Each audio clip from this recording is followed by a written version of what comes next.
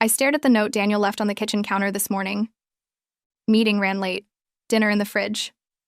Love you. Love you. 2 words that used to make my heart race now felt like a formality, like signing off an email. 5 years of marriage, and we'd become roommates who occasionally shared a bed. Our beautiful house in the suburbs, the financial security, the perfect life everyone envied, it all felt like a cage made of comfort. You're overthinking again, Sarah said across from me at the coffee shop. Daniel's a good man. I know he is. I stirred my latte, watching the foam swirl. That's not the problem. Then what is? How could I explain it? The way my pulse never quickened when I heard his key in the door anymore? The conversations that never went deeper than grocery lists and weekend plans? Do you remember Ryan? I asked. Sarah's eyes narrowed. Your ex? The musician who couldn't hold a job? That Ryan? He texted me last week. Maya. We just talked. That's all. I looked out the window, avoiding her judgment. But it reminded me what it felt like to feel something. Boredom isn't the same as unhappiness, Sarah said firmly. Daniel works his ass off for you. I never see him. He's at the firm until 9 every night. When we do talk, it's about his projects or whether we need to fix the water heater. That's called real life. It's called partnership. I finished my coffee, the bitterness matching my mood. Our anniversary party is Saturday. 5 years. And I feel nothing. Sarah reached across the table, gripping my hand. Don't do something stupid, Maya. But I already had. Ryan was coming to the party. I'd invited him 3 weeks ago during one of our late-night text conversations. I told myself it was innocent, just catching up with an old friend. Deep down, I knew better. I wanted Daniel to see us together. I wanted him jealous, angry, anything but the calm indifference he showed me every day. I wanted to feel important again. I wanted him to fight for me. Saturday arrived with that anxious flutter in my stomach I hadn't felt in years. I spent the morning setting up white roses on every surface. Champagne glasses lined up like soldiers, catering trays arranged perfectly in the kitchen. I was adjusting the dining room centerpiece when the doorbell rang 2 hours early. Mrs. Chen stood on my doorstep holding a casserole dish, her critical eyes already scanning past me into the house. The flowers are nice, she said, which from her meant they were barely acceptable. Though white roses are so common for anniversaries. Hello, Mrs. Chen, come in. I stepped aside, bracing myself. She walked through the living room with the air of an inspector. Where's Daniel? Still at work. He should be home soon. On his anniversary? Her disapproval was palpable. Though I suppose someone has to pay for all this. I bit my tongue. 5 years. And she still looked at me like I was Daniel's biggest mistake.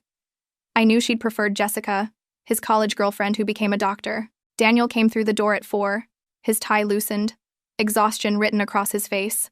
Hey, he said, setting down his briefcase. It's fine. I was already annoyed, already building my resentment brick by brick. He disappeared upstairs and returned with a wrapped box. Happy anniversary. I opened it. Inside was a first edition of The Secret Garden, my favorite childhood book. The pages smelled of history and care. There was a note in his handwriting. For Maya, who makes every day an adventure. Thank you for 5 years. Here's to forever.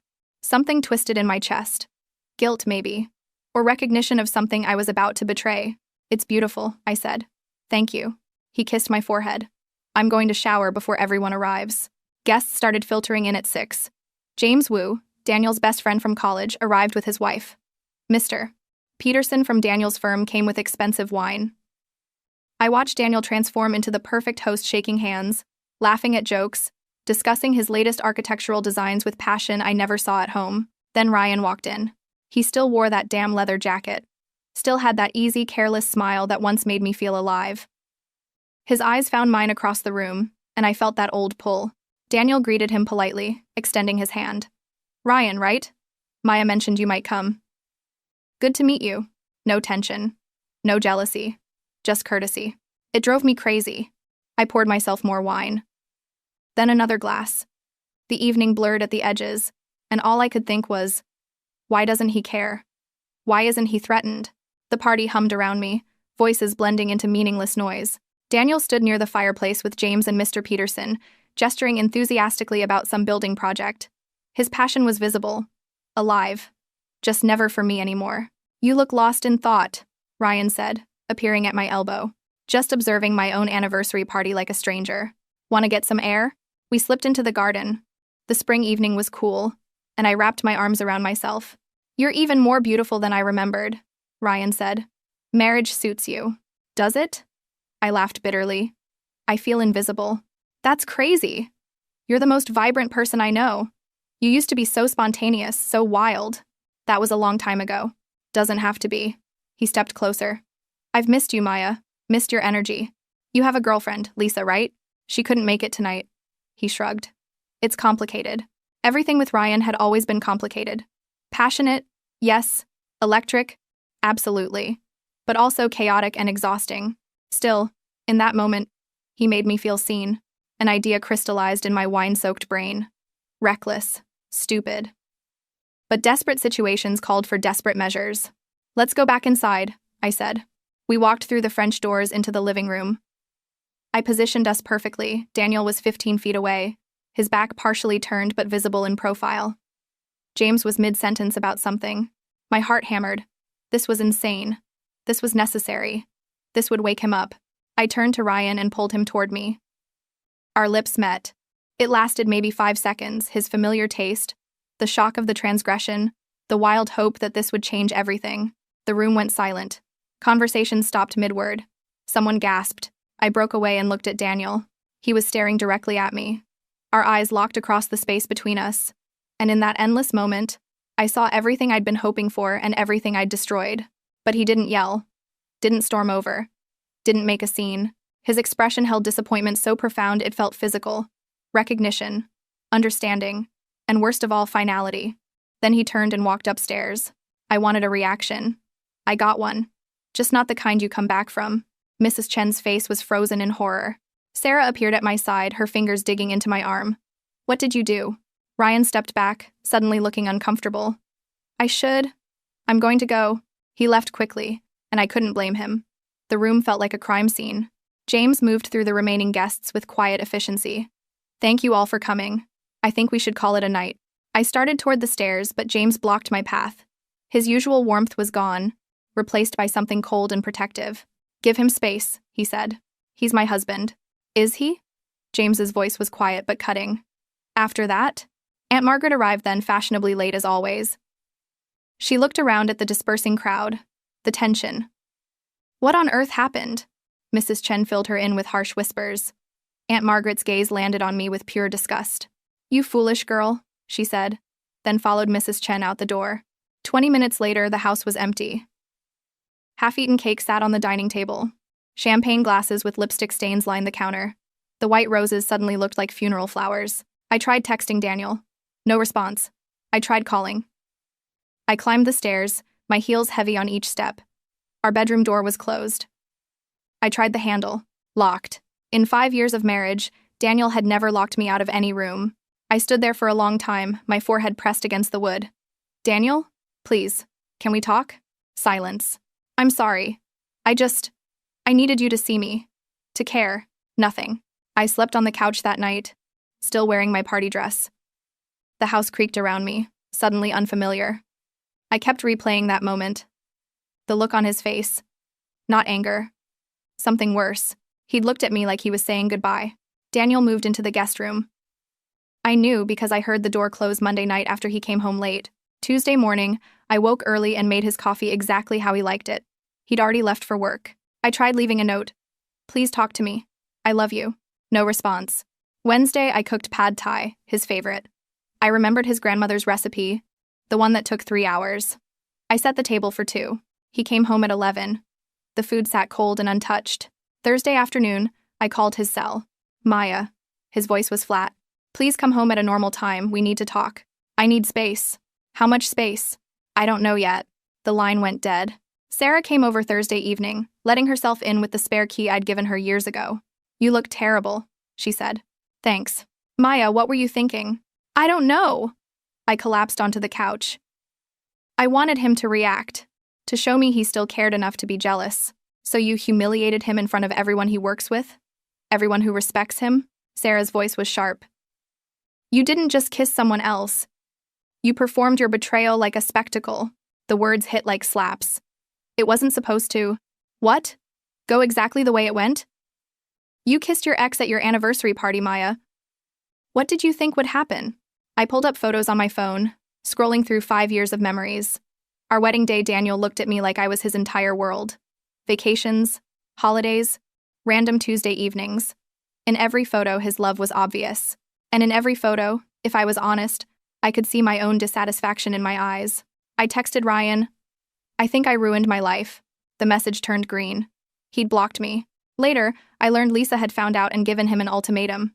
He'd chosen her without hesitation. Ryan was never a solution.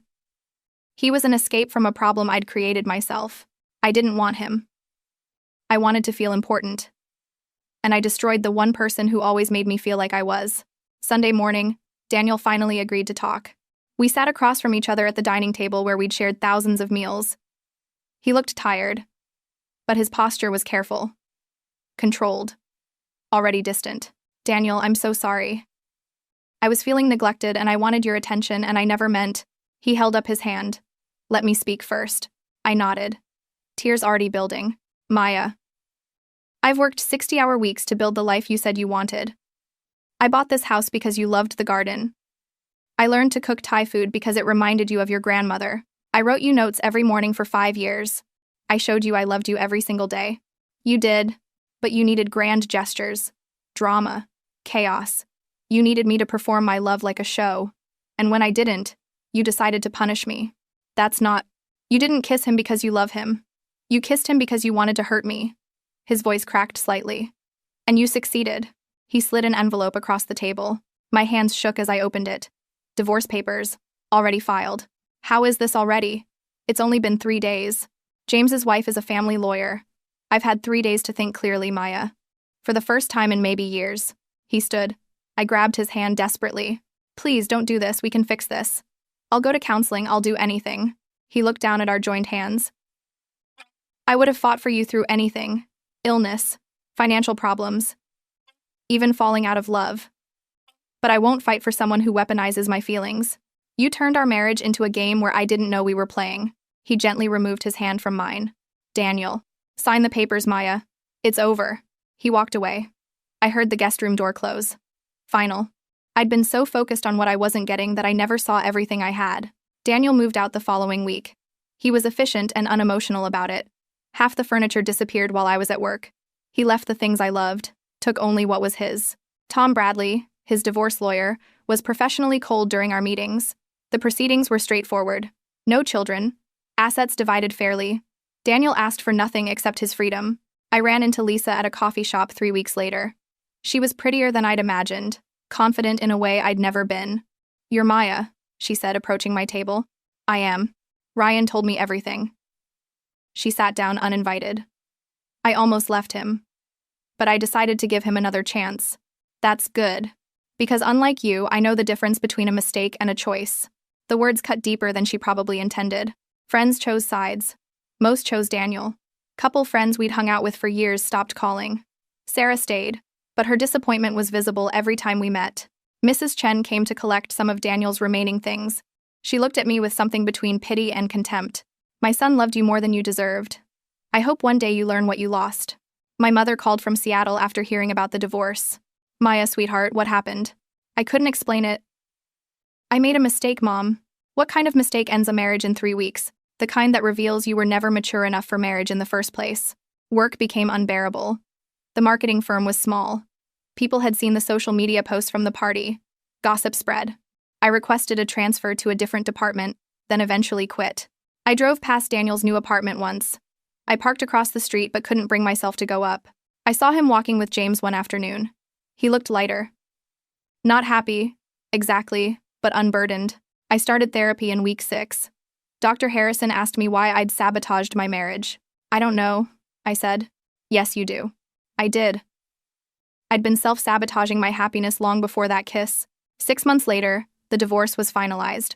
I'd moved to a smaller apartment in a less expensive part of town. Changed jobs. Started over. I saw Daniel at a bookstore in October.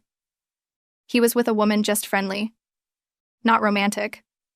But the ease between them hurt. He noticed me, gave a polite nod, continued his conversation.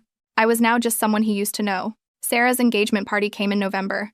I sat at a table with strangers, realizing all our mutual friends had really been his friends. I overheard someone mention Daniel's firm winning a major award.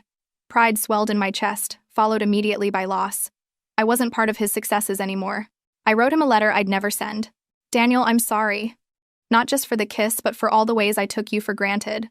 For mistaking your steady love for indifference. For needing drama more than devotion. For not seeing you until you were already gone. You deserved better than me, you always did. I folded it and put it in my desk drawer. I got exactly what I asked for that night. I got a reaction. I got his attention fully on me for one final moment. And in that moment, I got to watch him decide I wasn't worth fighting for anymore. He wasn't wrong. Dr. Harrison's office became my confessional. Tell me about your childhood, he said during month 8. It was fine. Maya, we both know that's not true. I talked about my father's affairs, my mother's desperate attempts to keep his attention.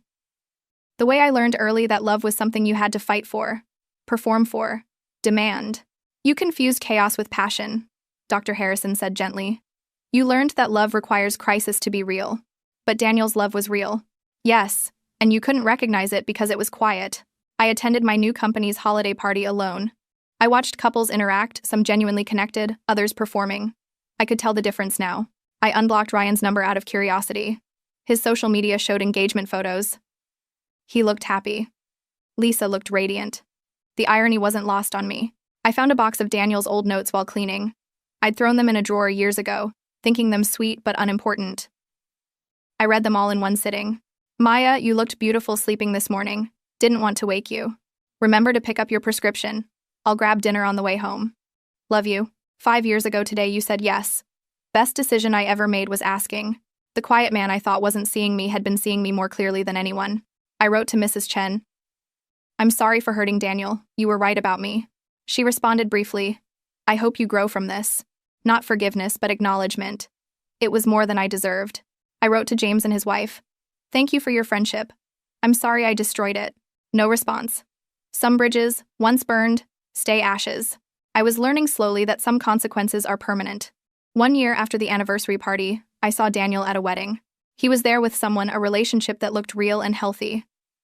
I watched from across the room as he laughed, genuinely unguarded in ways he'd stopped being with me. We ended up at the bar simultaneously. Maya, he said. I'm okay. You? Good. Really good. Polite. Distant. Civil. Nothing left unsaid because everything that mattered was said in that one look a year ago. You look happy, I said. I am. He glanced back at his date. Are you seeing anyone? Casually. Nothing serious. That's good. An awkward pause. Of course. It was good seeing you, Daniel. You too. He walked away, and I watched him go for the final time. I spent years with a man who loved me completely. And I convinced myself it wasn't enough, because it was quiet. I wanted fireworks. I got them. They burned everything down. Daniel's love language was never neglect. It was consistency, reliability, showing up every day without fanfare. I needed the show. He needed a partner. We were always going to fail. My life now is smaller, lonelier, but more authentic. I date occasionally without desperation. I'm building friendships based on substance. I'm learning to be enough for myself. That kiss lasted 5 seconds. The look he gave me afterward will last forever, not because it was cruel, but because it was clear. He saw exactly who I was in that moment, and he chose himself. It was the most loving thing he could have done for either of us. I just wish I'd learned to love him properly when I had the chance. Some mistakes don't get fixed. Some doors, once closed, don't open again. And sometimes the person you lose isn't the villain of your story, they're the hero who finally saved themselves from you.